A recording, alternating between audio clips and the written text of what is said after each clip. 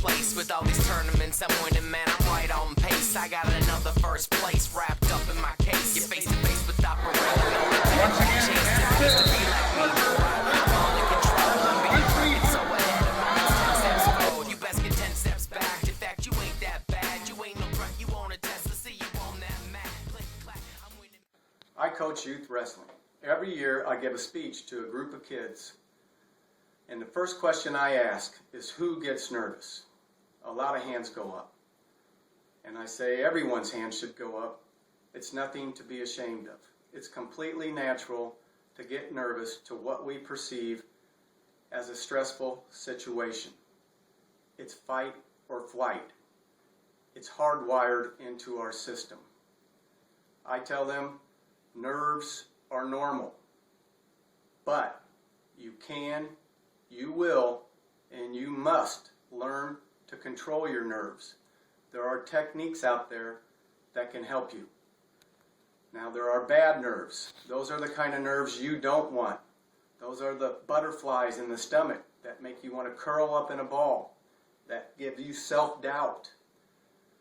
Bad nerves can affect kids in a devastating manner. I've seen kids run off the mat. I've seen kids puking in the bathroom. I've seen kids get a sudden bad tummy ache before they have to go out and wrestle the tough kid when they were fine 5 minutes ago. And I've seen kids with high potential not perform at their best, gas out, get hyper on the mat. It's clear they're nervous. Bad nerves are just that. They keep you from performing at your best. But there are techniques where you can turn those bad nerves into good nerves. And good nerves are super juice. Good nerves give you the energy, the mental clarity, the quickness, the strength, the power on the mat and in life that you need to overcome stressful situations and perform at your best. Good nerves are super juice. Good nerves are better than Mountain Dew. They're better than Red Bull. They're better than Monster Energy or drinking coffee. Good nerves are a powerful tool that you need in your tool chest.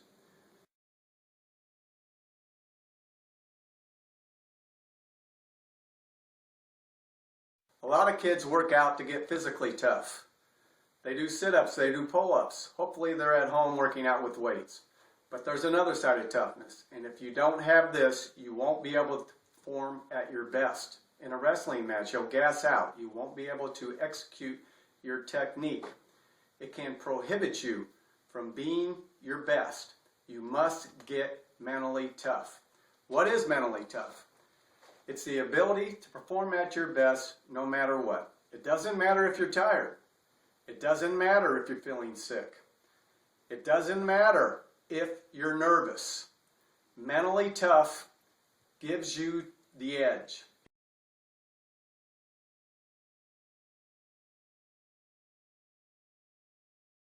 So there's this 70-year-old man and woman, right? They're out walking in the woods, a nice sunny autumn day. 70 years old, mind you. Then out of the woods comes a big, huge, powerful grizzly bear. It goes after the man because it's hungry. He's got more meat on his bones, right? It's hungry. So it jumps on him and knocks him down. And it gets his throat and his jaws. And he said later he froze up. He was a nervous wreck. He couldn't do anything. He couldn't move. He just wanted the bear to clamp down and end it quick, right? Well, he was with his wife. What's his wife do? She picks up a huge branch. It's bigger than her. And she starts beating the bear with it. It's a true story. Starts beating the bear. She beats it over the head, beats it over the back, beats it on the side. She gives that bear a beat down so bad it takes off running, right? It runs into the woods. Next thing she does, she picks up her husband. She carries him to the car. The car, they had walked about a mile or two. She carries him all the way back to the car. She gets him in the car and she drives him to the hospital where he's okay. And they interviewed both of them afterwards. And like I said, they asked the old man, what happened? What happened to you? What happened out there? He said, I was so nervous. He goes, I froze up. I couldn't move. He goes, I wanted to run, but I couldn't. I was like paralyzed. And they asked her, what happened? She said, I was so nervous, I just knew I had to act. So I grab the branch and I beat it off. That's the difference between good nerves and bad nerves.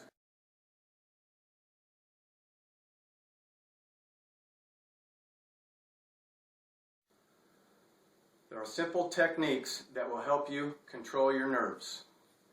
You need to remember FDF. 1, 2, 3, FDF. Number 1, the first F is flip the switch. Flip the switch is just that. It's turning a light on in your head.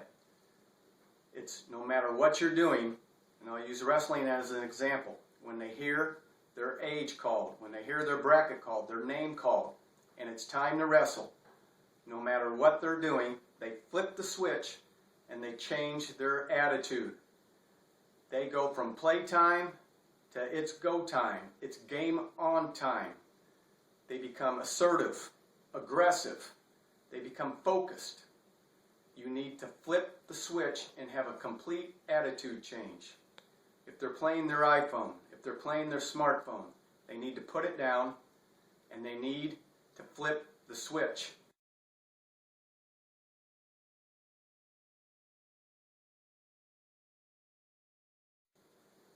Technique 2, or D, is deny negative thoughts.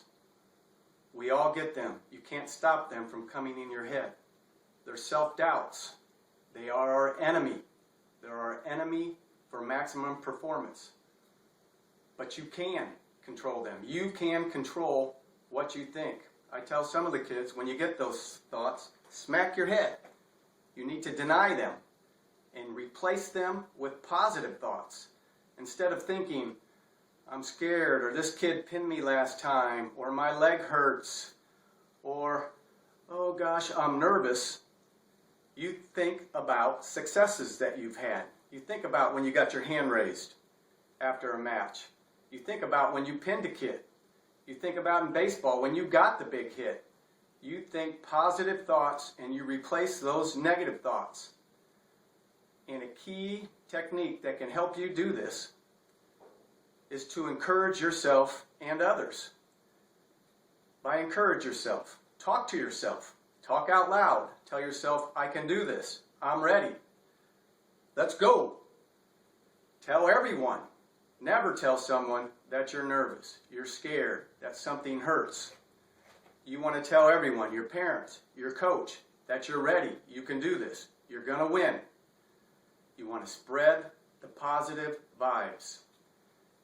And you want to encourage others. We are all programmed, we're all hardwired inside that when we encourage others, when we help others, it helps us. It helps us feel good.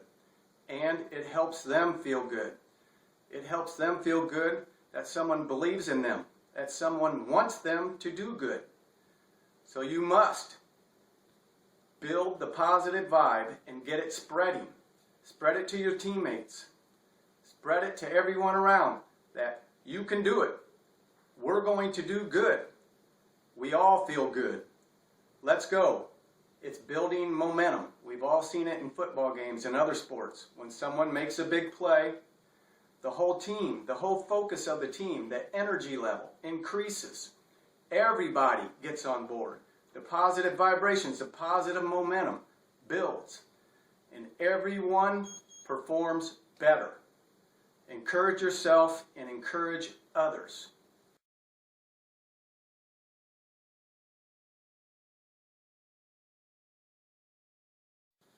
Technique 3, the final F, is focus. You must focus in on an immediate, short-term goal. You must have laser-like focus. The example I like to give is the sun has a lot of rays. But when we use a small magnifying glass, it can catch those rays, and a beam of light comes down, and this beam is so powerful, it can start a fire. You need laser-like focus. You need to be able to enter the zone, they call it, or flow wrestling for the wrestlers out there. You need to forget about the long-term goals at the moment. Everyone needs long-term goals. You need a goal such as to win regionals, to win sectionals, to become a state champ, to go on to the Olympics. Those are valid goals and you need those. But to conquer the nerves, to get the super juice, you need to have laser-like focus. When we focus on the short term, it allows our mind to throw away some of the self-doubt on meeting those longer-term goals. It allows our mind to perform at its best, to not worry about obstacles that can get in the way of other goals that we may have.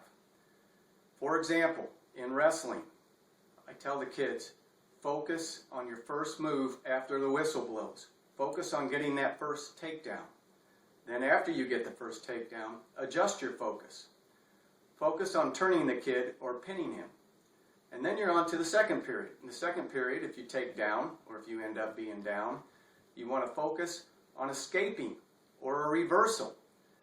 But you need the narrow focus like that, the laser-like focus. This will allow you to control your nerves and perform at your best.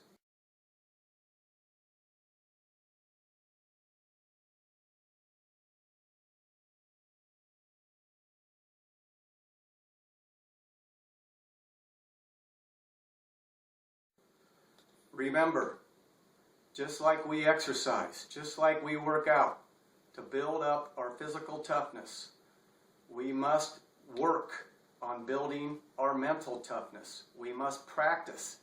These are techniques, just like wrestling moves. How long did it take the kid to learn how to do a blast double correctly? How long does it take him to learn how to do a stand-up correctly? To learn how to do a Peterson? Any move, it takes a while. These are not techniques that you can grasp overnight. They need to be practiced repeatedly.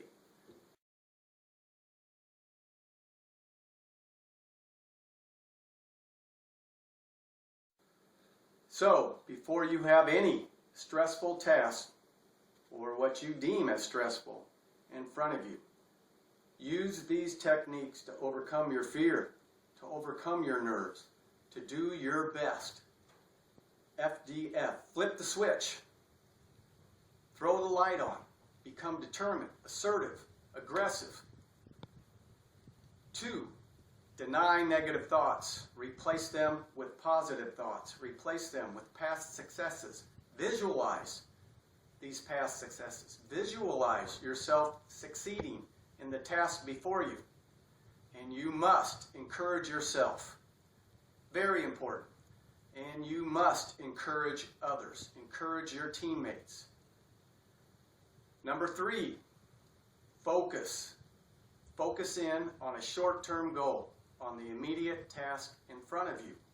You must have laser-like focus. Crowd out the doubts. Only leave room for success in your focus.